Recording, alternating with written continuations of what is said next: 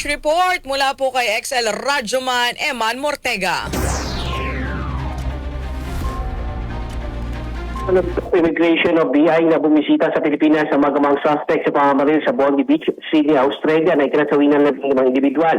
Sa pahayag ng immigration, ang lugar ng Davao ang idineklarang destinasyon ng mga suspect na nakarating sa bansa noong November 1 saka umalis noong November 28, 2025. Hindi naman na naglabas pa ng anumang detalyang BI sa anong dahilan ng pagbisita ng magama sa Pilipinas. Matatanda na unang inuulat ng Department of Affairs o DFA na walang Pinoy ang nadamay sa insidente na sinasabing nagugat ang pamamaril dahil sa amoy galit o diskriminasyon sa mga Hudyo. Patuloy na inimbestigahan ng posibleng kaugnayan ng magama sa Islamic State terror ideology matapos makita ang isang bandila sa kanilang sasakyan at ilang IEDs o improvised explosive devices.